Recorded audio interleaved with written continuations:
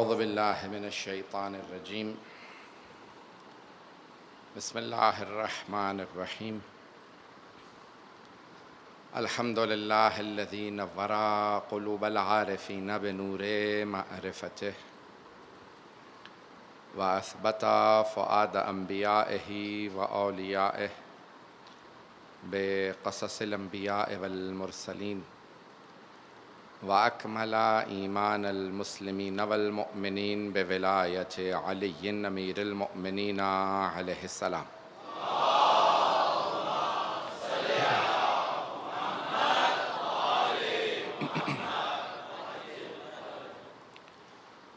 والصلاة والسلام والتحية والإكرام على أفضل الموجودات العبد المؤيد والرسول المسدد المصطفى الأمجد المحمود الأحمد أعني أبا القاسم محمد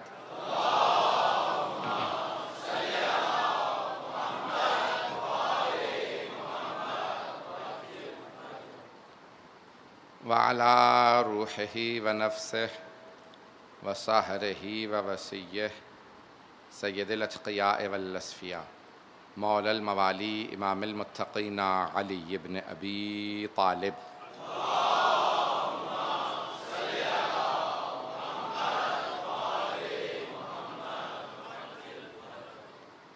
وعلى أوصيائه لا سيما بقية الله في الأرضين روحي وأرواح العالمين لتراب مقدمه الفداء واللعنة الدائمة على أعدائهم أجمعين من الآن إلى قيام يوم الدين.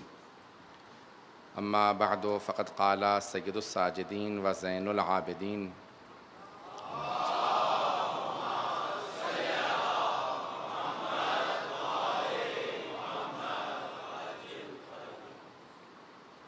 الحمد لله الذي من علينا بمحمد صلى الله عليه وآله وسلم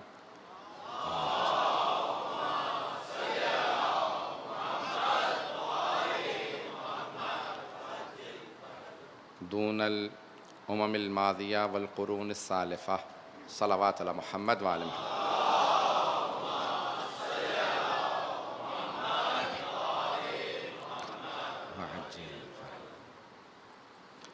صحیفہ سجادیہ ہمارا عنوان ہے، سلسلے کی تیسری مجلس ہے. آپ کی خدمت میں اس کتاب کی اہمیت اور اس کتاب کے مطالب کو پیش کر رہا. اس سے پہلے کہ دوسری دعا سے متعلق اور اس کے مطالب کے عنوان سے متعلق کچھ بات پیش کروں، حدیث کی اہمیت پہ ایک اور بات کو پیش کروں گا. کل میں نے عرض کیا تھا کہ حدیث جب معصوم فرما رہے ہوتے ہیں، سب سے بڑا فرق عام لوگوں میں اور معصومین میں یہی ہے. بہت سے لوگ کہتے ہیں کہ معاذ اللہ پیغمبر ہم جیسے ہیں یا اہل بیت ہم جیسے ہیں. سب سے بڑا فرق یہ ہے، ہم سارا دن بولتے رہیں وہ کچھ نہیں بنتا، لیکن پیغمبر اسلام جو کہہ دیں وہ حدیث ہے. معصومین جو کہہ دیں حدیث ہے، جو کام انجام دیں وہ سنت ہے. ان کا ہر کام ہر فعل حجت ہے. صرف اپنا کام نہیں بلکہ ان کے سامنے کوئی کام انجام دیا جائے اور وہ اس کی تائید کر دیں، اسے بھی سنت کہا جاتا. کسی کام سے نہ روکیں، اس کا مطلب ہے جائز ہے، کیونکہ معصوم نے نہیں روکا. تو معصومین علیہ السلام کا درجہ مقام کچھ اور ہے. اب حدیث معصوم کا فرمان ہے. حدیث کی اہمیت سے متعلق چند باتیں پیش کروں گا جلدی کہ اب حدیث جب وہ فرما رہے ہوتے ہیں تو بہت سے افراد سنتے تھے، حفظ کرتے تھے اور پھر دوسروں تک منتقل کرتے. پھر بیچ میں پابندیاں آ گئیں حدیث بیان کرنے پہ. بیان کرنے والے بعض اوقات اگر ایک ہو تو اس کو کہتے ہیں حدیث احاد. ہمارے ہاں علم حدیث میں احاد واحد ہے جس کا راوی صرف ایک ہے، یا چین یا اس کا سلسلہ سند صرف ایک راوی ہے، وہ احادیث احاد ہے. زیادہ ہوں تو متضاعف بھی ہو سکتی ہیں، متضافر بھی ہو سکتی ہیں، یعنی 5 سے زیادہ اسناد ہوں. بعض کا 2-3 سند ہوتی ہیں، بعض کا 5 سے زیادہ. توجہ ہے اب تک؟ اور بعض اوقات اہل سنت کے ہاں 10 یا اس سے زیادہ کسی ایک حدیث کی اسناد ہوں، یعنی 10 راستوں سے وہ حدیث بیان کر رہے ہوں، یعنی ایک ہی حدیث کے الفاظ پیغمبر اسلام یا معصومین سے 10 مختلف راستوں سے، اسناد سے، سند سے، یا 10 راویوں سے وہ حدیث بیان ہو رہی ہو، اسے کہا جاتا ہے حدیث متواتر ہے، متواتر حدیث. یہ یاد رہیں گی اصطلاح.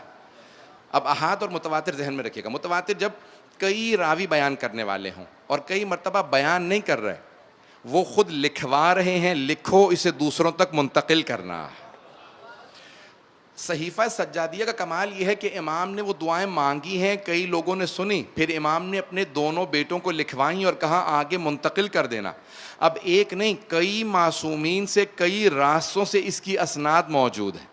تو صحیفہ سجادیہ کی سند بہت قوی ہے، اس پہ شک، شبہے کی اور شک کی کوئی گنجائش نہیں ہے. تو یہ معصومین کا کلام ہے، معصوم کا کلام، اب اسے صحیفہ سجادیہ کہا جاتا ہے. اللہ نے ہمیں عطا کیا معصوم کے ذریعے. یہ دعائیں ہیں. دیکھیں، اس سے پہلے کہ میں آج کی اس دعا کو پیش کروں، ایک حکمت پیش کر رہا ہوں. میں نے شروع میں پہلی مجلس میں کہہ دیا تھا علمی موضوع ہے اور اس کے مطالب تھوڑے سخت ہیں، لیکن میں اسے جتنا آسان بنا کے پیش کر سکتا ہوں پیش کر رہا ہوں. وہ کہتے ہیں دیکھیں، اللہ کی بارگاہ میں دعا کرنا جسارت کے برابر ہے. مانگنا گستاخی اور جسارت کے برابر ہے. کیوں؟ مانگا اس سے جاتا ہے جو انسان کی ضرورت کو جانتا نہ ہو، اگر بات پہنچ جائے. اور اللہ ہر شے کی ضرورت کو اس سے بہتر جانتا ہے. ہر انسان کی ضرورت کو اس سے بہتر جانتا ہے. جانور و پرندوں کی ہر ایک کی ضرورت کو اس سے بہتر جاننے والا خالق ہے. تو اب دیکھیں، دو ہی صورتیں ہو سکتی ہیں. انسان مانگتا کس سے؟ جسے ضرورت معلوم نہ ہو، یا دوسرے جو مصلحت اور بہتری نہ سمجھتا ہو، جو مشورے کا، نصیحت کا محتاج ہو. بھئی اگر دینے لگو تو مجھے یہ دینا، مجھے اس شے کی ضرورت ہے، اس کی ضرورت نہیں ہے. یہ سوچنا بھی اللہ پہ محال ہے، کیونکہ ہماری مصلحتیں ہم سے بہتر خدا جانتا ہے. تو اب خدا سے پھر بھی مانگنا یہ گستاخی ہے، کیونکہ وہ ہماری ضرورت بھی جانتا ہے، مصلحت بھی جانتا ہے. لیکن اللہ کتنا کریم ہے، خود ہی قرآن میں فرماتا ہے ادعونی استجب لکم، تم مانگتے رہو میں عطا کرتا رہوں گا. کتنا کریم ہے کہ یہ اس کی عظمت ہے کہ کہتا ہے مانگتے رہو میں عطا کرتا رہوں گا. اب دیکھیں، انسان مانگ سکتا ہے، جو چاہے مانگ سکتا ہے. پورے مکتبے یا چلیں عالم اسلام کے اندر احادیث بہت زیادہ ہیں، فرمان، خطبے بہت، حبیب خدا کے، ائمہ علیہ السلام، بہت فرامین موجود ہیں. دو ایسی نعمتیں مکتب اہل بیت علیہ السلام کے پاس ہیں، دو نعمتیں جو کسی عالم میں نہ دین کے پاس ہیں نہ کسی مکتب کے پاس ہیں. توجہ سے سنیے گا. دو نعمتیں، میں علمی نعمتوں کی بات کر رہا ہوں. دو ایسی نعمتیں، دیکھیں قرآن کریم سارے عالم اسلام کے پاس موجود ہے، ہمارے پاس بھی، احادیث سب کے پاس ہیں. لیکن دو نعمتیں ایسی ہیں جو صرف ہمارے پاس ہیں، زیارات اور دعائیں. جتنی ہمارے پاس ہیں کسی کے پاس نہیں ہے. بھئی اسی کا وہی احساس کر سکتا ہے جسے دعا پڑھنے کی عادت ہو. عزیزان گرامی، اتنی دعائیں ہیں کہ انسان کو پتہ نہیں ہوتا کون سی دعا پڑھوں. دیکھیں، دعا کے اندر کبھی بھی اگر آپ نے ائمہ کی عظمت کو دیکھنا ہو تو دعاؤں میں دیکھیں یا زیارات میں دیکھیں. اس جملے کو پیش کر رہا ہوں، آپ کی نظر کر رہا ہوں. خطبہ جب معصوم دے رہے ہیں تو وہ اپنے معیار کے حساب سے دے رہے ہیں، لیکن وہ دیکھتے ہیں سننے والے کون ہیں. جب سننے والے افراد جیسے ہوں تو معصوم اپنے ہی کلام کو آسان بنا دیتے ہیں. لیکن جب وہ دعا مانگ رہے ہوتے ہیں تو وہ دعا خالق سے مانگ رہے ہیں. اب جس سے وہ دعا مانگ رہے ہیں اس میں کوئی کمی نہیں ہے. توجہ، جس سے دعا مانگ رہے ہیں اس میں کوئی کمی نہیں، وہ کامل ذات ہے. اور جو دعا مانگنے والے ہیں ان میں بھی کوئی کمی نہیں. وہ خالقیت میں کمال پہ ہیں، یہ مخلوقیت میں کمال پہ ہیں. اب مانگنے والا اپنے کمال پہ، جس سے مانگ رہے ہیں وہ اپنے کمال پہ. اس لیے دعا سے پتہ چلتا ہے معصوم کے کلام کی عظمت کا. دعا سے اندازہ، اس میں توحید کو بیان کیا، اس میں جو کچھ بیان کریں وہ. عزیزان گرامی، آج جس دعا کا میں نے انتخاب کیا، دوسری دعا کا، اس سے پہلے کہ میں کچھ پیش کروں ایک جملہ پیش کرنا چاہتا ہوں. میں اندازہ لگا سکتا ہوں مجمع کہاں تک ہے. میں پوری زندگی بھی خدا کا ایک سجدہ کرتے ہوئے گزار دوں, مر جاؤں اسی سجدے میں, تب بھی میں شکر ادا نہیں کر سکتا جتنی عزت آپ لوگ مجھے دے رہے ہیں آل محمد کے صدقے میں. اور آل محمد نے یہ مجھے عطا کی کہ میں اتنے ہزاروں کے حساب سے لوگ سن رہے ہیں اور سب لوگ توجہ سے سن رہے ہیں. میں بار بار ہمیشہ صرف یہی توسل کرتا رہتا ہوں کہ مولا میری زبان سے کوئی آپ کے مکتب کے خلاف بات نہ نکلے, میں جو پیش کروں وہ آپ کی رضایت کے لیے پیش کروں.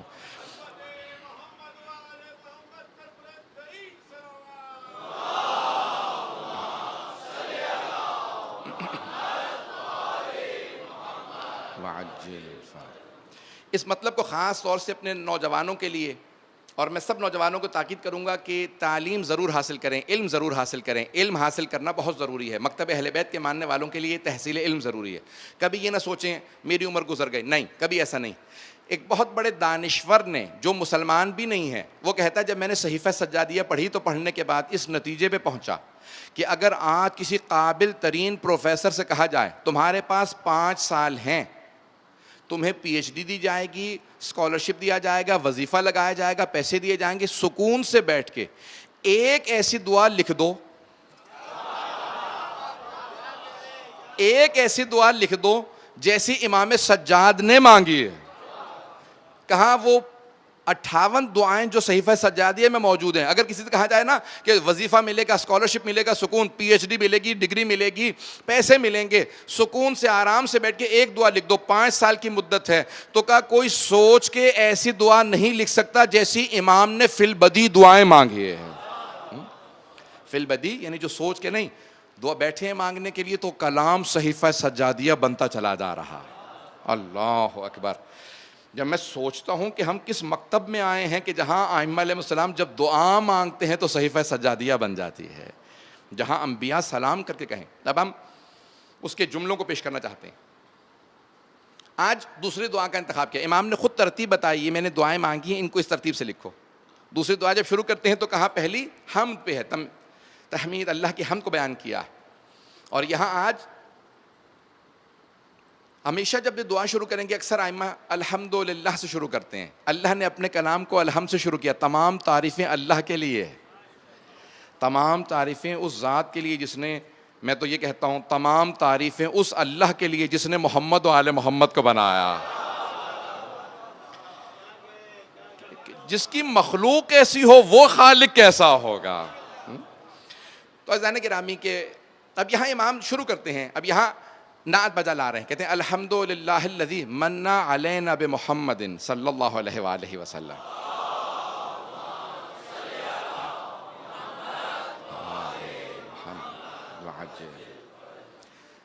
امام جب شروع کرتے ہیں کہتے ہیں تمام تعریفیں اس خدا کے لیے جس نے ہم پہ, مسلمانوں پہ یہ احسان کیا ہے کہ اس نے محمد مصطفیٰ کو ہم میں بھیجا.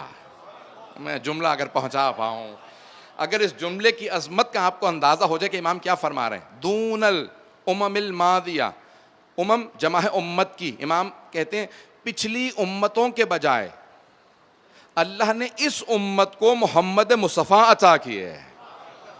والقرون السالفہ, قرون جمع ہے قرن کی, قرن کہتے ہیں صدی کو, کا گزشتہ صدیوں کے بجائے اللہ نے اس امت پہ احسان کیا کہ ان صدیوں کے اندر جس نبی کو مبعوث کیا, ہم جب تک کہلائیں گے قیامت تک تو سارے انبیاء کے سامنے کھڑے ہو کے جب ساری امتیں آ رہی ہوں گی تو ہم سب کے سب کہیں گے ہم امت محمدی میں ہیں.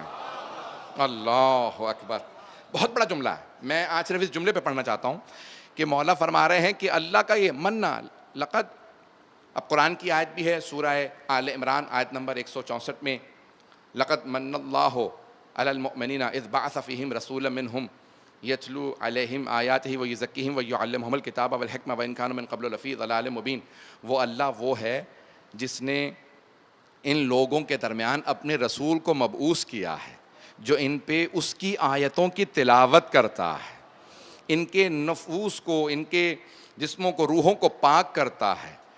عزیزان گرامی کتنے باریکیوں سے اللہ بیان کر رہا ہے, لیکن کہتا ہے لقد من اللہ علی المؤمنین, اللہ نے احسان کیا ہے مؤمنوں کے اوپر کہ اس نے محمد کو مبعوث کیا. میں جملہ نہیں پہنچا پا رہا, ترجمہ نہیں کر پا رہا ہوں, سارے مجمع کی توجہ ہو اس ایک جملے کی طرف. اللہ کہہ رہا ہے اللہ نے احسان کیا. لقد من اللہ, امام بھی اسی جملے کو استعمال کر رہے ہیں کہ الحمدللہ الذی من علینا بمحمد, تعریف اس خدا کی جس نے ہم پہ احسان کیا کہ محمد کو مبعوث کیا. قرآن کہتا ہے, اللہ کہہ رہا ہے میں نے احسان کیا مومنوں پہ, اللہ کہتا ہے میں نے احسان کیا مومنوں پہ کہ میں نے محمد کو ان میں مبعوث کیا. امام بھی کہتے ہیں تعریف اس خدا کی جس نے محمد کو مبعوث کیا. توجہ, وہ خدا جس نے ساری نعمتیں ہمیں دی ہیں, اتنی نعمتیں دی, کسی نعمت پہ نہیں کہا ارے دیکھتے نہیں پانی میں نے بھیجا. اتنی نعمتیں دینے کے بعد کبھی نہیں کہتا میرا احسان تو یاد رکھو میں نے تمہیں یہ نعمت دی ہے, لیکن نہ جانے اس نے محمد کو کس طرح سے بنایا ہے کہ وہ کہتا ہے سب کچھ دیا, لیکن وہ اللہ وہ ہے کہ جس نے مومنوں کو محمد جیسا نبی عطا کیا.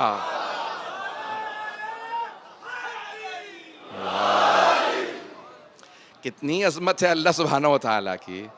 اور وہ کہتا میں نے تمہیں اس لائق سمجھا اے مومنوں میں نے تمہیں اپنا حبیب عطا کیا. اس کی عظمت کا اندازہ آپ کو ایک جملے سے ہوگا. اگر میں اشارہ کرتے ہوئے آگے بڑھوں گا, ہمارا نظریہ کیا ہے؟ کتاب ہے معراج, اس کی ہے آیت اللہ شہید سید عبد الحسین دستغیب شیرازی. آیت اللہ دستغیب شیرازی کا نام سن رکھا ہے سب حضرات نے؟ شہید دستغیب بہت مشہور ہیں, بے انتہا کتاب ہے, 70 سے زیادہ کتابیں ان کی. ان کی کتاب ہے معراج.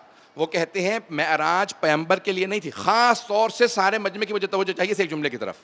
معراج پیغمبر کے لیے نہیں تھی, معراج یعنی عروج, ترقی. معراج پیغمبر کے لیے نہیں تھی, ان کے لیے کوئی ترقی نہیں تھی کہ وہ معراج پہ جا رہے تھے. نہیں, جب تک سارا مجمع نہ ہو یہ جملہ ضائع نہ ہو, سارے مجمع کی توجہ ہو. شہید دستغیب نے اپنی پوری کتاب کا پورا جو نچوڑ میں کتاب کا 2 جملوں میں پیش کروں, وہ کہتے ہیں معراج پیغمبر کی نہیں ہے. پیغمبر کو عروج نہیں کہ آسمان پہ جا رہے ہیں, انہیں تو 500 معراج ہوئی ہیں. پیغمبر بار بار آسمان پہ جاتے تھے, یہ ان کے لیے کوئی معراج نہیں ہے, ان کے لیے عروج نہیں کہ آسمان پہ چلے گئے. کہا جب پیغمبر اسلام زمین پہ بھیج دیے تو وہاں سارے فرشتے جو آسمان پہ نور محمد کی زیارت کرتے تھے, ان سب نے کہا پروردگارا جب سے تو نے یہ لباس انسانیت بنا کے پہنا کے بھیجا ہے ہم نے محمد کی زیارت نہیں کی, رسول خدا کو آسمان پہ بلا لے کہ ہم ان کی زیارت کر لیں. کہ معراج تو فرشتوں کی تھی, وہ حبیب خدا کو دیکھ رہے تھے. وہ ان تمام فرشتوں کی معراج تھی کہ وہ حبیب خدا کی زیارت کے منتظر تھے کہ ہمیں عروج نصیب ہو رہا ہے. تو اب یہ معراج حقیقتاً کیا ہے کہ حبیب خدا جا رہا ہے. مجھے تفصیل میں نہیں جانا. تو عزیزان گرامی, کون ہے حبیب خدا؟ کہ اللہ کہہ رہا ہے مومنوں سے کہ میں نے تم پہ احسان کیا ہے کہ میں نے انہیں تمہارے درمیان میں بھیجا ہے, مبعوث کیا ہے. اور قرآن کہتا ہے جناب امیر کا اس آیت پہ, اگلی آیت جو میں پیش کرنے والا ہوں اس آیت پہ خطبہ ہے نہج البلاغہ میں, وما کانا ربک یعذبہم, اور آپ کا رب ان پہ کبھی عذاب نہیں کرے گا, وانت فیہم, اور آپ ان میں موجود ہیں, وہم یستغفرون, اور یہ استغفار کر رہے ہیں. مولا اس پہ خطبہ دے کے کہتے ہیں کہ وہ اللہ کتنا باعظمت ہے. وہ کہتے ہیں میرے حبیب یہ آپ کی امت ہے اس لیے میں ان پہ عذاب نہیں کر رہا. توجہ ہو, اے میرے حبیب آپ ان میں موجود ہیں, میں ان پہ عذاب نہیں کر رہا. آپ نے پڑھا قرآن کو خاص طور سے پڑھا کیجئے, چاہے ایک آیت پڑھیں ضرور, قرآن کی تلاوت کی عادت بنائیں. بعض اوقات گزشتہ انبیاء کی امتوں میں دیکھیں, جناب شعیب, جناب ایوب, بڑے بڑے انبیاء کی امتوں کو دیکھیں, کیوں عذاب آیا؟ کہا رہے یہ ترازو میں تولنے میں خیانت کرتے تھے, عذاب آ گیا. توجہ, تولنے میں خیانت کرتے تھے, عذاب آ گیا. کہا شکار کرتے ہیں مچھلیوں کا, مچھلیوں نے شکایت کی ہے, کبھی مراعات نہیں کرتے, اپنی لالچ دیکھتے ہیں, کبھی جانوروں کی پرواہ نہیں کرتے, عذاب آ گیا. جناب شعیب سے متعلق دیکھیے, بڑے بڑے انبیاء سے متعلق, جناب صالح سے متعلق اونٹنی کا کوہان کاٹ دیا, عذاب آ گیا. کن کن چیزوں پہ امتوں پہ عذاب آئے ہیں. آج وہ تمام گناہ اگر آپ قرآن میں پڑھیں گے تو امت محمدی کے اندر وہ گناہ ہو رہے ہیں, لیکن آپ نے کبھی غور کیا کہ عذاب نہیں آ رہا؟ اس لیے نہیں کہ ہم اتنے اچھے ہیں, کیونکہ امت محمدی ہیں. کم از کم احسان مند تو ہوں کہ پروردگارہ تیرا کرم ہے، تو نے امت محمدی میں پیدا کیا، ہمیں رسول خدا کی امت بنایا۔ میں سب سے متعلق پیش کروں گا، لیکن آج امام کے جملے کی تشریح کرنا چاہتا ہوں۔ الحمدللہ الذی من علینا بمحمد، تعریف اس خدا کی جس نے ہمارے درمیان رسول خدا محمد مصطفیٰ کو بھیجا ہے۔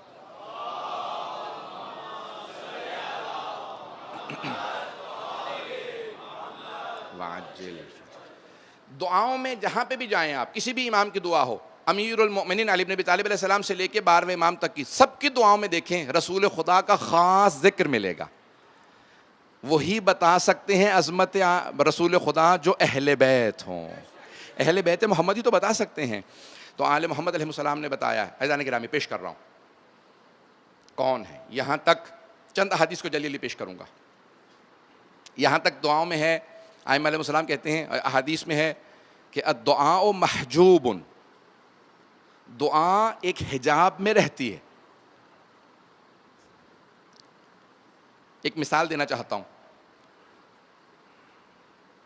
اگر ایک ایسے کمرے میں بند کر دیا جائے جو ساؤنڈ پروف ہو، ساؤنڈ پروف سمجھتے ہیں نا، آواز باہر نہ آ سکے، موٹی موٹی دیواریں ہوں، اس کے اندر ایسا سامان لگا دیا گیا ہو کہ آواز باہر نہ آئے،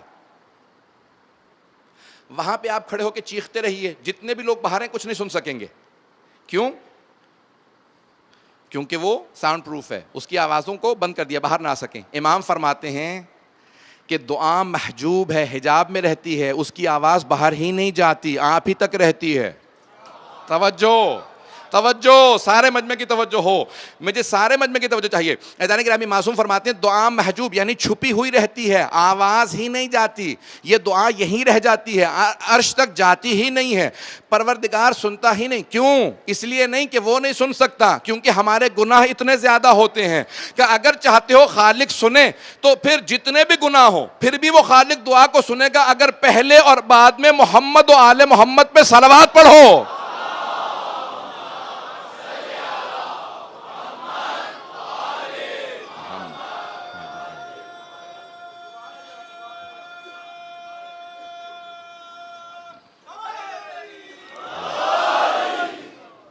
دعا تب تک حجاب میں ہے حتی یصلی، جب تک کہ صلوات نہ بھیج دی جائے محمد و آل محمد پہ۔ تو عزیزان گرامی یہ سارے حجابات خود بخود کھلنے لگتے ہیں جب ان کو یاد کرنے کے بعد انسان دعا مانگتا ہے۔ تو اب ائمہ علیہ السلام نے دعاؤں کو شروع کیا حبیب خدا کے نام سے، ہمیشہ ان پہ درود بھیجا۔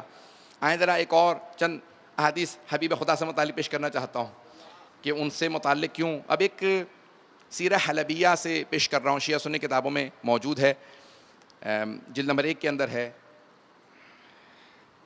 جب میں پیش کرتا ہوں یہ تو میرے اپنے رونگٹے کھڑے ہو جاتے ہیں، جب اس کو پڑھتا ہوں، جب دہراتا ہوں کیفیت بدل جاتی ہے۔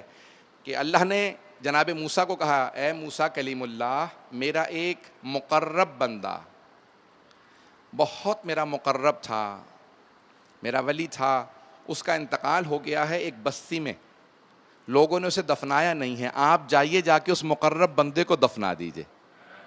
جناب موسیٰ چلے، اٹھے، پہنچے، اس بستی میں آئے، اور آنے کے بعد بستی والوں سے پوچھا، کہا اللہ کا ایک مقرب بندہ تمہارے درمیان انتقال کر گیا، مجھے اس کا نام بتاؤ۔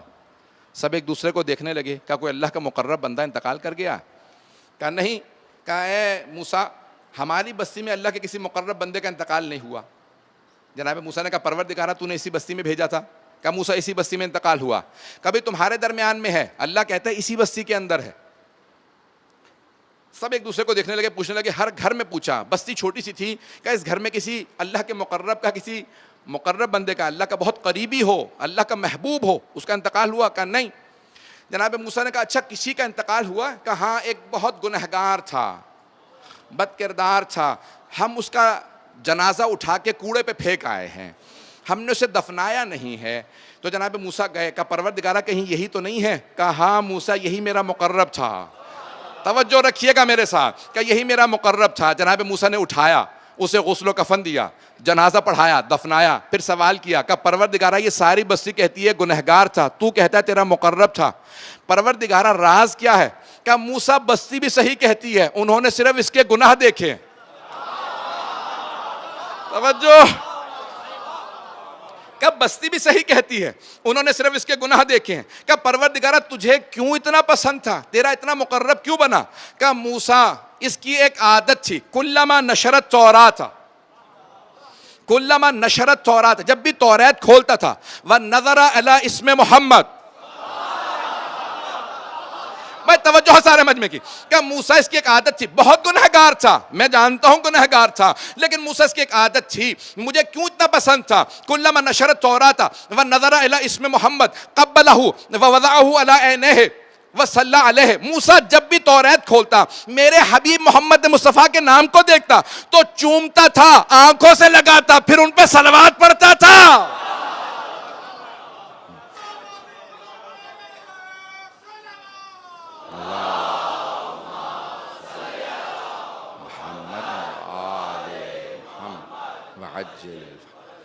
کہ جب بھی توریت کھولتا میرے حبیب کے نام کو دیکھتا بہت چوم کے آنکھوں سے لگاتا، وَوَضَعَهُ عَلَىٰ عَيْنَيْهِ، اپنی آنکھوں سے لگاتا، وَصَلَّى عَلَيْهِ، ان پر ان کی آیت پہ درود پڑھا کرتا تھا۔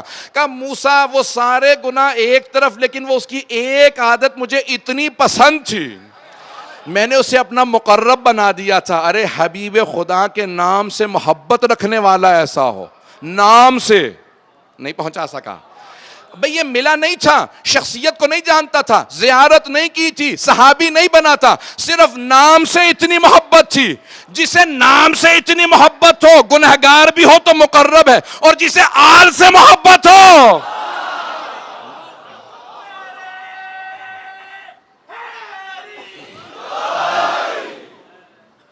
عزیزان گرامی، یہ حبیب خدا کا نام ہے جو تمام حجابات کو ہٹاتا ہے۔ کبھی بھی کوئی گناہ نہ کرے رسول خدا کا نام لے کے، رسول خدا کا نام برکتوں کا، نعمتوں کا سبب بنتا ہے۔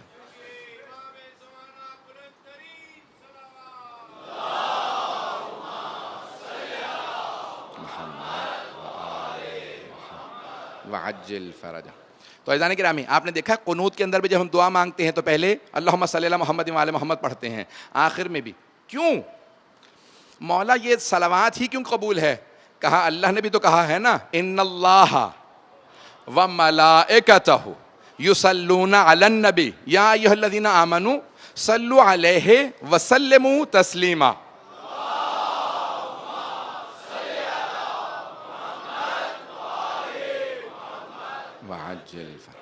کیونکہ اللہ کہتا ہے وہ اور اس کے ملائکہ بھی رسول خدا پہ درود و سلام بھیجتے ہیں، اے ایمان والو تم بھی درود و سلام بھیجو۔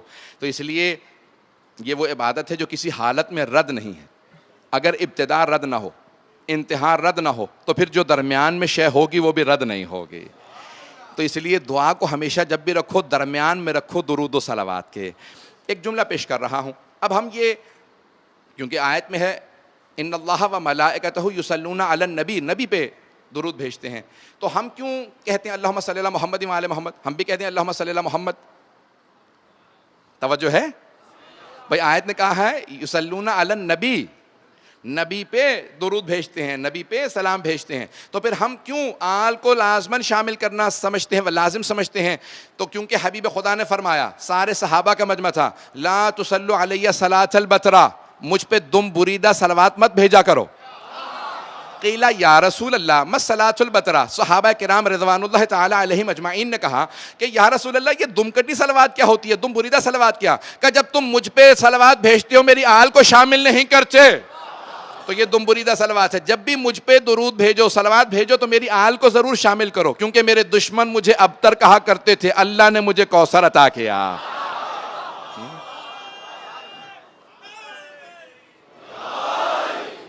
کہ اللہ نے کوثر عطا کیا، اس لیے میری آل کو ہمیشہ میرے ساتھ یاد رکھنا۔ تو عزیزان گرامی، اس لیے تمام مسلمان، شیعہ سنی تمام مسلمان جب بھی نماز پڑھتے ہیں تو تشہد میں اللہم صلی علی محمد وعلی محمد ضرور کہتے ہیں، اور یہ راز ہے نماز کی قبولیت۔ اللہ اکبر سے شروع ہو کے جب تمام کر رہے ہیں تشہد میں کہتے ہیں اللہم صلی علی محمد وعلی محمد، اب قبولیت مل رہی ہے نا۔ قبولیت ملتی ہے جب انسان محمد وعلی محمد پہ درود بھیجتا ہے، پھر سلام کرتا ہے، السلام علیکہ ایھا النبی ورحمۃ اللہ وبرکاتہ، السلام علینا وعلی عباد اللہ الصالحین۔ یہ عباد کبھی سمجھ میں آیا آپ کو؟ عباد جمع ہے عبد کی، آپ نے ابھی تشہد میں پڑھا وَأَشْهَدُ أَنَّ مُحَمَّدًا عَبْدُهُ وَرَسُولُهُ، عبد کی جمع ہے عباد، تو کوئی رسول خدا جیسے ہیں نا۔ کہ جن پہ آپ سلام بھیج رہے ہیں، پہلے نبی پہ بھیجا سلام، پھر عباد پہ بھیجا، وہی عباد ہیں جو پیغمبر کے ساتھ ساتھ ہے۔ اب کون ساتھ ساتھ ہیں ایک جملے سے واضح ہو جائے گا، پھر میں اس دعا کی اور مزید تشریح کروں گا۔ سننا پسند فرمائیں گے یہ جملہ؟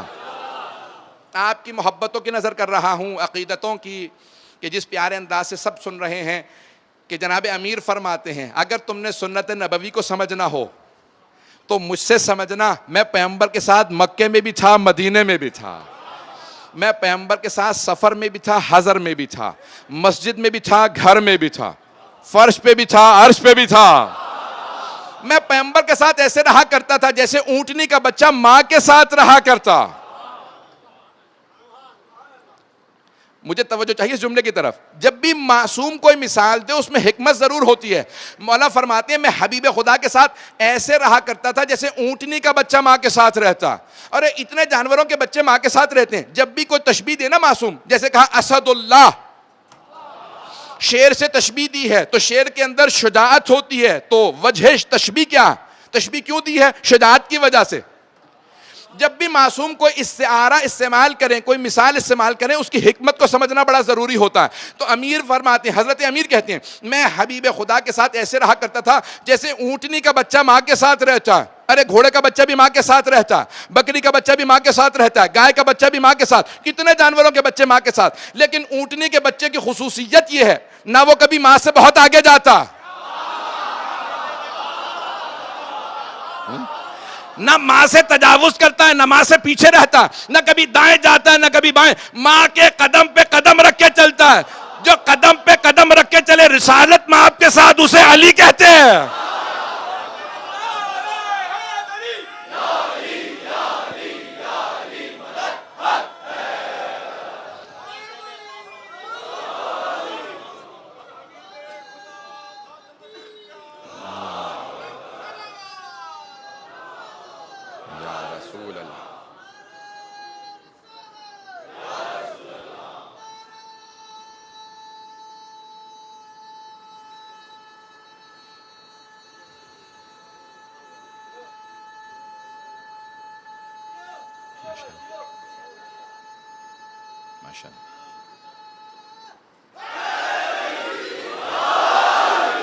ماشاء اللہ۔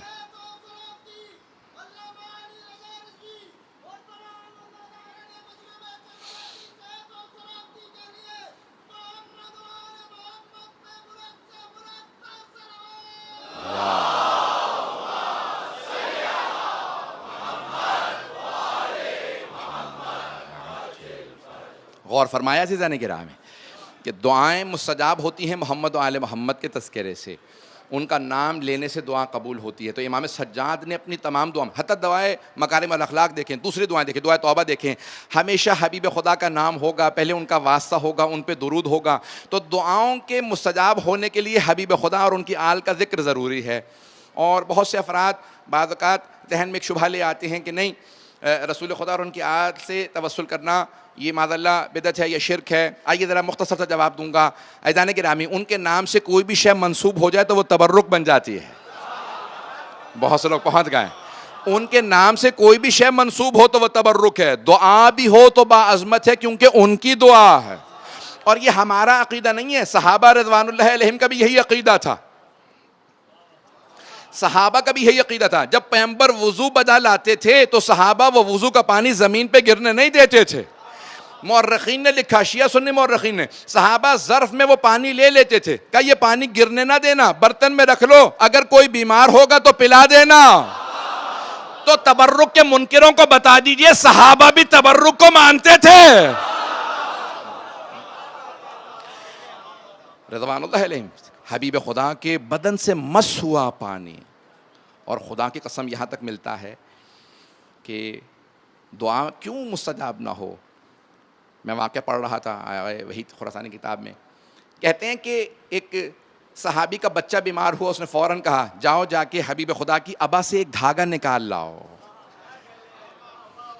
بچہ بیمار ہے، اسے اٹھا کے مسجد نہیں لے جا سکتے، وہ کنیز آئی تو حبیب خدا کھڑے ہو گئے، کائنات میں مجھے ایک اور ایسی ہستی دکھا دے جس کی اپنی حکومت ہو، رسالت ہو، ولایت ہو، قرآن کا مالک ہو، کائنات کا مالک ہو، اللہ کا محبوب ترین رسول ہو، اور ایک ادنا سی کنیز کی تعظیم میں کھڑا ہو جائے. یہ عظمت ہے رسول خدا کی، اسی لیے دعائیں ان کے صدقے میں مستجاب ہیں. جیسے ہی آپ کھڑے ہوئے کنیز کو حیا آئی، سارے صحابہ دیکھ رہے ہیں کہ کون ہے.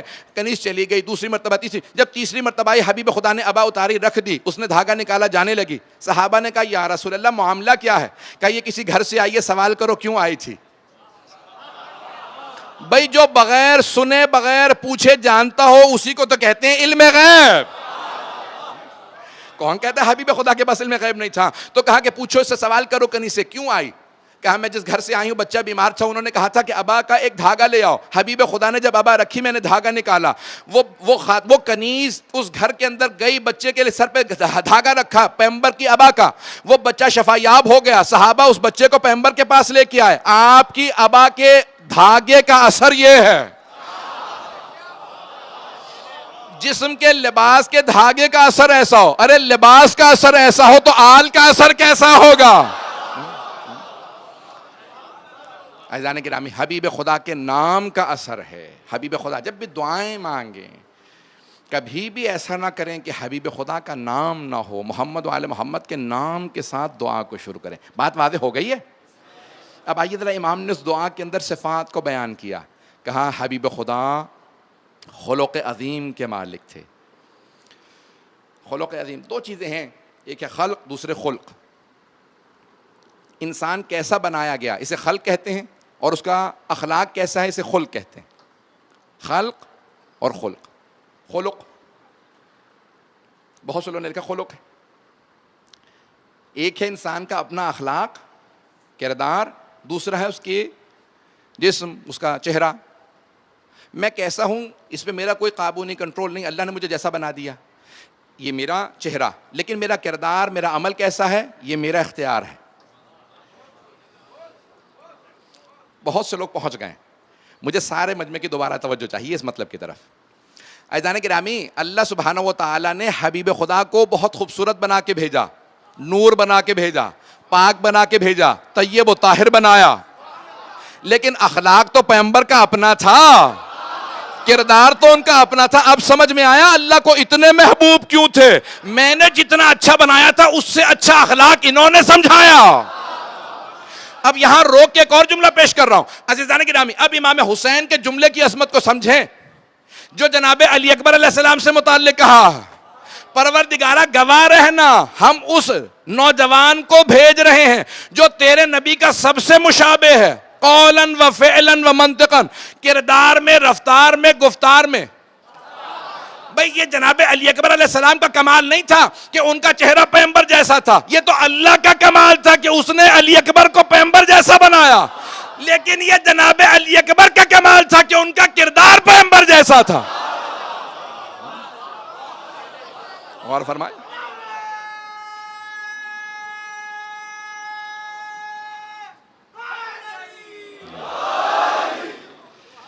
عزیزان گرامی، یہ جناب علی اکبر علیہ السلام کا کمال ہے کہ انہوں نے اپنے کردار کو اتنا بلند کیا کہ حسین جیسی باعظمت ہستی کہنے پہ مجبور ہوں کہ گواہ رہنا پروردگارہ یہ سب سے مشابہ ہے اپنے کردار میں بھی تیرے حبیب سے. یہ عظمت ہے. عزیزان گرامی، اس لیے دوبارہ اب یہاں پہ امام کہتے ہیں کہ جو سب سے باخلق، اخلاق میں ان سے بہتر کوئی نہیں. اخلاق کیا شے ہے مجھے آج اسی کو پیش کرنا، پھر انشاءاللہ دعائے مکارم الاخلاق کو پیش کروں گا کسی دن تو اس میں تفصیلی. اگر آج کی اس تقریر کے اندر حبیب خدا کے اس ایک پہلو کو میں پیش کر پایا تو میں سمجھتا ہوں کہ حق ادا ہو جائے گا. اخلاق کیا شے ہے؟ پوچھا معصوم سے تو پانچویں امام نے فرمایا روز قیامت انسان کے نامہ اعمال میں، عمل میں، یعنی عقیدے میں نہیں، عمل میں سب سے افضل شے اس کا اخلاق ہوگا. عمل میں پوچھا مولا اخلاق میں سب سے بنیادی شے کیا ہے؟ کہا مسکراہٹ. جو آدمی مسکرا کے بات کرتا ہے وہ ویسے ہی دلوں میں گھر کر لیتا ہے، اور رسول خدا کی صفت لکھی گئی ہے. اگر بات پہنچ جائے میرے نوجوان بچوں تک، میرے بھائیوں تک، بے بزرگ تو لطف اندوز ہو رہے ہیں، میں چاہتا ہوں میرے بھائی، میرے بچے، خاص طور سے اتنے نوجوان ماشاءاللہ موجود ہیں، جناب سیدہ سب کو سلامت رکھیں. تو میرے بچے خاص طور سے سنیں، مسکرا کے بات کرنا. مسکرا کے بات کرنے سے انسان دل میں گھر کرتا ہے. کانا رسول اللہ دائما یتبسم، حبیب خدا ہمیشہ تبسم فرماتے تھے، ہمیشہ مسکراتے رہتے۔ جناب امیر سے متعلق ان کے دشمنوں نے سب سے بڑی تنقید یہی لکھی ہے کہ یا علی گھمسان کا رن پڑا ہوا ہے، سارے بھاگ رہے ہیں، آپ پھر بھی مسکرا رہے ہیں۔ پتہ نہیں توجہ ہے یا نہیں۔ جناب امیر ہمیشہ مسکراتے رہتے تھے، ائمہ اہل بیت ہمیشہ مسکراتے تھے۔ ایک بہت بڑے علم نفسیات کے ماہر نے، سائیکالوجسٹ نے تحقیق لکھی ہے، وہ کہتا ہے کہ اگر آپ ٹیلی فون پہ بھی بات کر رہے ہوں، اگر آنکھیں چڑھا کے بات کریں تو اگلے پہ اور اثر ہوگا، اور ٹیلی فون پہ بھی مسکرا کے بات کریں تو سننے والے پہ اثر کچھ اور ہوگا۔ پتہ نہیں بات پہنچی نہیں پہنچی۔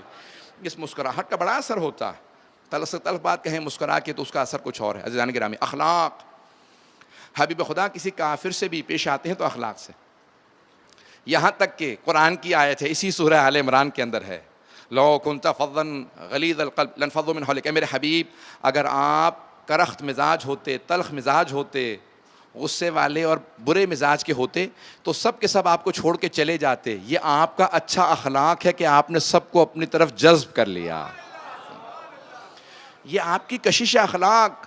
پیغمبر اسلام جب گزرتے تھے تو مورخین نے لکھا، حتیٰ اورینٹلسٹ، مستشرقین یعنی جو مشرقی دنیا پہ تحقیق کرتے ہیں، کافر مشرق یعنی مغربی دنیا میں رہنے والے، مسلمان نہیں ہیں، وہ تک لکھتے ہیں کہ محمد کا سب سے بڑا کمال یہ تھا صلی اللہ علیہ وسلم کا کہ جب چلتے تھے تو راہ چلتا ہوا رک کے واپس آتا تھا، پوچھتا تھا میں جانتا نہیں، یہ بتاؤ کون ہے؟ تو صحابہ کہتے تھے یہی رسول خدا ہیں۔ شخصیت اتنی پرکشش تھی، مسکراہٹ، ٹھیک ہے نور منور، حبیب خدا کا وجود زندہ معجزہ ہے، لیکن آپ کی ہستی، مسکراہٹ، آنکھیں دعوت دینے والی۔ پیغمبر اسلام اپنا چہرہ ایسا تھا کہ جو دیکھتا تھا وہ خود بخود گرویدہ ہوتا تھا۔ شخصیت، عزیزان گرامی، ہمارے نوجوان، ہمارے بچے جب کسی کو دعوت دیں اخلاق سے پیش آئیں۔ اہل بیت علیہ السلام کا سب سے بڑا کمال کیا ہے؟ ان کا اخلاق۔ اب آئیں ذرا چوتھے امام سے متعلق دو جملے پیش کر دوں۔ آپ نے سن رکھا ہوگا، شاید دسیوں مرتبہ، سینکڑوں مرتبہ اس روایت کو سنا ہو۔ حسین ابن نمیر کون ہے؟ قاتل حضرت علی اکبر علیہ السلام، حضرت علی اکبر کا قاتل، جس نے برچھی ماری تھی، نام ہے اس کا حسین ابن، ملعون ترین افراد میں سے کربلا کے حسین ابن نمیر۔ ایک مرتبہ کہیں سفر میں امام سجاد علیہ السلام کے پاس آ گیا، جانتا نہیں تھا امام سجاد کا قافلہ ہے، روکا، کہا مجھے پیاس لگی ہے شدت سے پیاس لگی، پانی پلا دیجئے۔ امام نے عماری کا پردہ کھول دیا، پانی دیا، اس نے چہرہ دیکھا، پہچان گیا فوراً کہ یہ سید الساجدین ہے۔ اس نے جلدی سے پانی پیا اور دوڑنے لگا۔ جب دور چلا گیا نا کہ اب میں بہت دور ہوں، یہ مجھے، ائمہ علیہ السلام پیچھا نہیں کرتے تھے، کسی کا پیچھا نہیں کرتے تھے، تعاقب میں نہیں جاتے تھے، جو آ جاتا تھا اگر قاتل تو پھر تو وہ دور دوڑا، بھاگ کے جب دور چلا گیا نا تو اس نے آواز ہی کہا، اے سید سجاد آپ مجھے پہچانے نہیں، میں آپ کہہ رہا ہوں۔ اس نے جس طرح سے بھی کہا، اس نے کہا آپ مجھے پہچانے نہیں۔ امام نے کہا نہیں، میں تجھے پہچان گیا تھا، تو میرے بھائی کا قاتل ہے۔ کہا آپ پہچان گئے تھے؟ امام نے کہا، کہا پھر بھی آپ نے مجھے پانی پلا دیا، ہم نے تو آپ کا پانی بند کر دیا تھا۔ مولا نے کہا وہ تیرا کردار تھا، یہ میرا کردار۔ امام کی عظمت کیسی ہے، جب وہ قاتل بھی سائل بن کے، پیاسا بن کے آئے تو امام کہتے ہیں نہیں، اس وقت قتل نہیں کروں گا، تو اس وقت میرے ہاتھوں نہیں مارا جائے گا، ہاں تو واجب القتل ہے، لیکن اس وقت تجھے یاد آئے کہ پیاس کیسی ہوتی ہے۔ عزیزان گرامی، تاریخ نے بیان کیا ہے کہ امام سجاد نے جب دعائیں مانگی تو حتیٰ دشمن بھی سن کے روتے تھے امام کی دعائیں، دشمن بھی۔ اور جانتے کیا کہتے تھے؟ سید سجاد کی دعا میں بڑا اثر ہے، آواز میں بڑا اثر ہے۔ پوری دنیا میں رسم ہے، پہلی محرم کو مدینے سے روانگی کے مصائب پڑھے جاتے ہیں۔ تفصیل سے نہیں پڑھوں گا، مختصر جتنا ہو سکے پیش کروں گا آپ کی خدمت میں۔ امام سجاد علیہ السلام بھی اس قافلے میں ہیں، لیکن سارے مورخین نے لکھا ہے پانی بھرنے کی ذمہ داری حضرت عباس علیہ السلام کی تھی، اور جناب عباس نے بے انتہا مشکیزے پانی کے، ایک اونٹ نہیں، اونٹنیوں پہ کتنی ہی اونٹنیوں کو پانی سے لادا. ارے اتنا پانی؟ ہاں، کہیں پانی کی قلت نہیں ہونی چاہیے، پانی کہیں ختم نہ ہو جائے، کیونکہ ہمارے ساتھ مستورات بھی ہیں، بچے بھی ہیں. حضرت عباس کی عظمت کو دیکھیں، ہمارے ساتھ خواتین بھی ہیں، بچے بھی ہیں. ایک بات اور کہوں گا، محرم ہے، ایک کام ضرور کیجئے گا اس محرم میں. اگر آپ کہیں پہ بھی کالج میں، اسکول میں، یونیورسٹی میں، کہیں پہ آپ نوکری کرتے ہوں، ہر آدمی کو کہیں اگر پیاسے ہوں تو مجھ سے کہیں، میں آپ کو پانی پلاؤں گا. اور نیت کر لیں امام حسین کی محبت میں پانی پلا رہا ہوں. اور ہر دفعہ جب کسی کو پانی دیں تو فوراً کہیں، اے حسین آپ کی بھوک پیاس پہ قربان. تو اس مہینے میں ہر آدمی کوشش کرے دوسرے کو پانی پلائے. امام حسین کے نام پہ پانی پلانا شفاعت کا سبب بنتا ہے، شفاعت کا سبب بنتا ہے. تو اب ایک مرتبہ بہت بڑا مورخ اور یا راوی عبداللہ ابن سنان محاربی یا کوفی، وہ کہتا ہے میں نے سنا امام حسین علیہ السلام مدینہ چھوڑ کے جا رہے ہیں. میں فوراً امام حسین کے گھر آیا دیکھنے کے لیے مدینے والے رسول خدا کے نواسے کو کیسے رخصت کرتے ہیں. آپ نے سن رکھا ہے کہ امام حسین سب سے پہلے اپنے نانا کے روضے پہ گئے ودا کرنے، اور خود فرماتے ہیں میں نے اتنا گریہ کیا، قبر سے لپٹ کے گر گیا، اتنا رویا، نانا آپ کی امت مجھے آپ کی قبر سے جدا کر رہی ہے، آپ کے روضے سے جدا کر رہی ہے. فرماتے ہیں اتنا میں رویا، اتنا رویا کہ میں غش کر گیا، قبر پہ گر گیا، اور میں نے دیکھا کہ میرے نانا اپنے قبر سے اٹھ کے مجھے سینے سے لگا رہے ہیں. مجھے گلے لگا کے ایک مرتبہ میرے نانا نے پیار کیا. کہا کہ نانا کیا حکم ہے آپ کا؟ کہا ان اللہ شاء ان یراک قتیلا، مشیت یہی ہے آپ میدان کربلا میں شہید ہو جائیں گے. کہا میں نے صرف ایک اور سوال کیا، نانا میری بہنوں سے متعلق کیا حکم؟ تو کہا میرے نانا رونے لگے اور کہا ان اللہ شاء ان یراہن سبایا. کہا مشیت یہی ہے کہ آپ کی بہنوں کو قیدی بنا لیا جائے گا. جانتے ہوئے کہ میری بہنوں کو قیدی بنایا جائے گا. امام حسین علیہ السلام اٹھے، پھر ماں کی قبر پہ گئے. بڑے بڑے علماء ایک ہی جملہ کہتے ہیں، جیسے ایک چھوٹا بچہ ماں سے لپٹ کے روتا ہے، ویسے امام حسین قبر جناب سیدہ سے لپٹ کے رو رہے تھے. اور بار بار میرا دل کہتا ہے، یہی کہتے ہوں گے اماں مجھے اپنی آغوش میں لے لیں. آپ نے یہی سنا ہے نا ممبر سے کہ جناب سیدہ نے کیا جواب دیا؟ کہا بیٹا اپنے آپ کو تنہا محسوس نہ کرنا، میں کربلا ساتھ آؤں گی.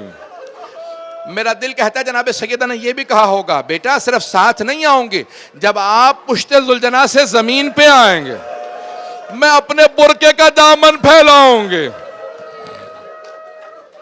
اے حسین میں آپ کے سر کو زمین پہ نہیں گرنے دوں گی، میں اپنے برقعے کے دامن میں آپ کے سر کو. عزیزان گرامی، ایک مرتبہ ماں سے ودا کیا جناب سید الشہداء نے، اور اٹھے آئے جناب ام سلمہ سے ملنے کے لیے آئے اپنی نانی سے.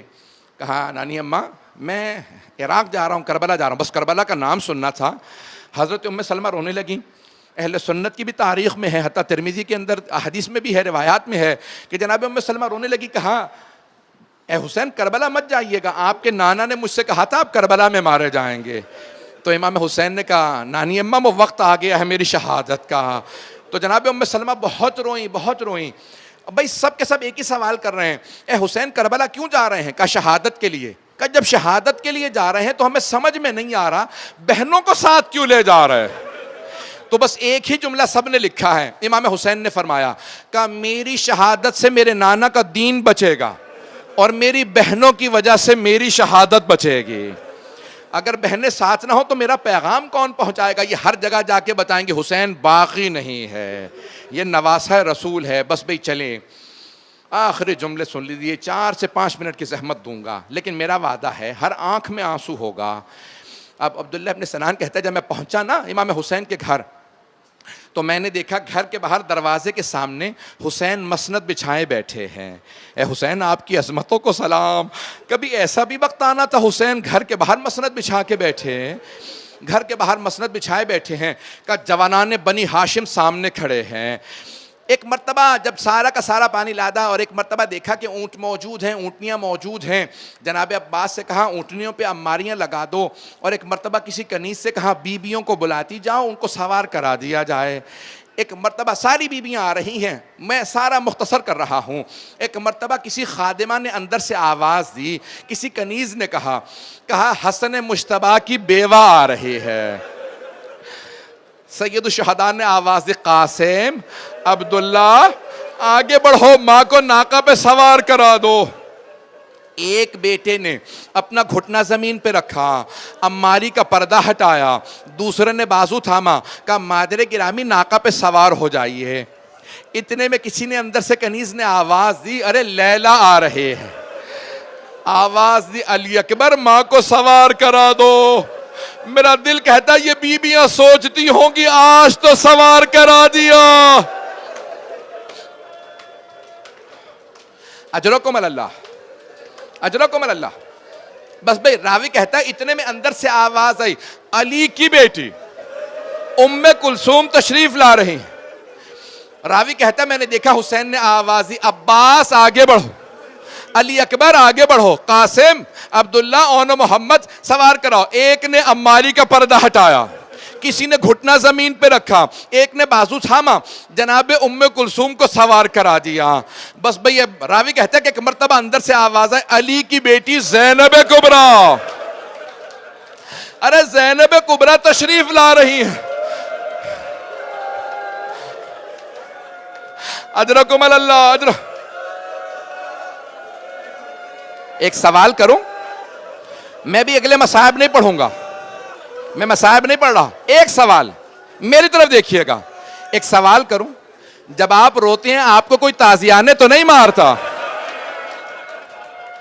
آپ کو کوئی تماچے تو نہیں مارتا؟ اجرکم اللہ، آپ کے رونے پہ کوئی پابندی تو نہیں ہے؟ راوی کہتا آواز آئی، علی کی بیٹی زینب کبریٰ آ رہی ہیں۔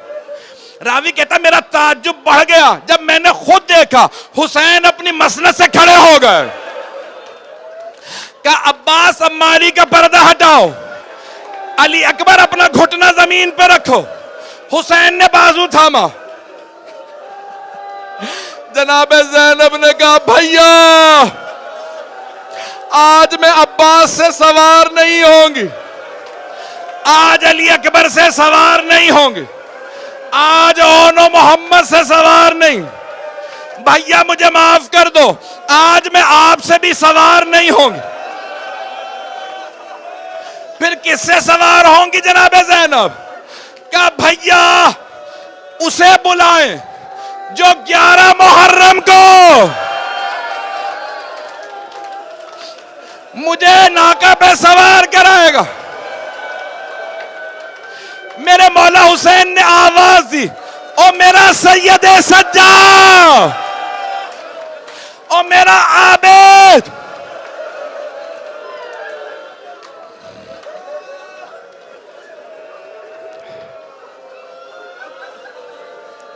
اجرکم اللہ۔ میں تمام کر دیتا، لیکن جب یہاں تو امام سجاد نے بازو تھاما سوار کرا دیا، میں نے کل کہا تھا نا جب 11 محرم کا دن آیا جناب زینب نے ہر بیوی کو سوار کرایا، یہاں تک کہ ماں کی کنیز جناب فضہ کو بھی ناقہ پہ سوار کرا دیا، لیکن جب دیکھا نا مولا سجاد کے گلے میں طوق ہے، اب بیوی سے رہا نہ گیا، مولا سجاد سے کچھ نہیں کہا، فرات کا رخ کیا، کہا میرے عباس آؤ آ کے بہن کو دیکھو۔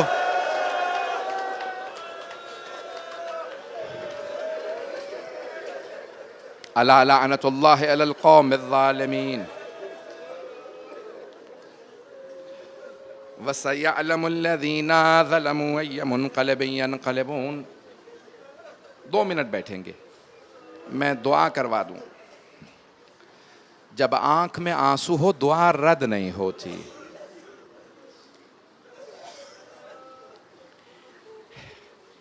ایک واسطہ بتاؤں جو کبھی رد نہیں ہوتا، دو واسطے ہیں جو کسی حالت میں رد نہیں ہوتے. کسی معصوم کا واسطہ رد نہیں ہے، لیکن ائمہ علیہ السلام بعض اوقات کسی کا حق مارنے کی وجہ سے نہیں سنتے. لیکن دو ایسے واسطے ہیں کہ اگر دشمن اہل بیت بھی یہ دو واسطے دے تو رد نہیں ہوتی دعا. دو واسطے جانتے ہیں کون سے دو واسطے ہیں؟ معصوم فرماتے ہیں ایک واسطہ جناب فاطمہ سلام اللہ علیہ، کوئی بھی واسطہ دے، پروردگارہ جناب فاطمہ کا واسطہ. کون سا واسطہ؟ پروردگارہ اس ہاتھ کا واسطہ جو پہلو پہ تھا.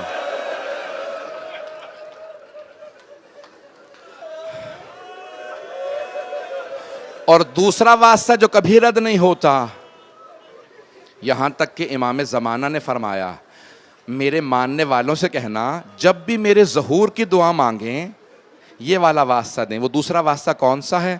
جناب زینب کی چادر کا واسطہ. آئیں ذرا مل کے کہیں پروردگارہ جناب زینب کی چادر کا واسطہ ہمیں امام زمانہ کا ظہور دیکھنا نصیب فرما. پروردگارہ جہاں جہاں مومنین بسیں سب کے جان مال عزت آبرو کی حفاظت فرما. بے اولادوں کو اولاد عنایت فرما. پریشان حالوں کی پریشانیاں دور فرما. حج و زیارات کی تمنا رکھنے والوں کو حج و زیارات نصیب فرما. پروردگارہ ہمارے مقامات مقدسہ کی حفاظت فرما. جو مؤمنین و مؤمنات یہاں موجود ہیں کسی کو رد نہ فرما. سب کی دعائیں مستجاب فرما. بس میں ایک آخری واسطہ دے رہا ہوں. پروردگارہ ہاتھ بلند کیجیے گا، جو حاجات طلب کیجیے گا. امام زمانہ کے ظہور کی پہلے دعا مانگیں گے، بعد میں اگر کوئی پریشان ہے، خصوصاً وہ والدین جو اپنے بچے بچیوں کی طرف سے پریشان ہیں، خصوصاً اگر بچیوں کے رشتوں کی طرف سے پریشان ہے، ایک واسطہ دے رہا ہوں. پروردگارہ واسطہ ان کانوں کا جن سے گوشواروں کو چھینا گیا تھا. پروردگارہ اس چھوٹی بی بی کی عظمتوں کا واسطہ، اس کرتے کا واسطہ جس پہ خون تھا. پروردگارہ کسی کی کسی دعا کو رد نہ فرما. ہم سب کی عاقبت بخیر فرما. ربنا تقبل منا انك انت السميع العليم بحق محمد وآله الطيبين الطاهرين المعصومين.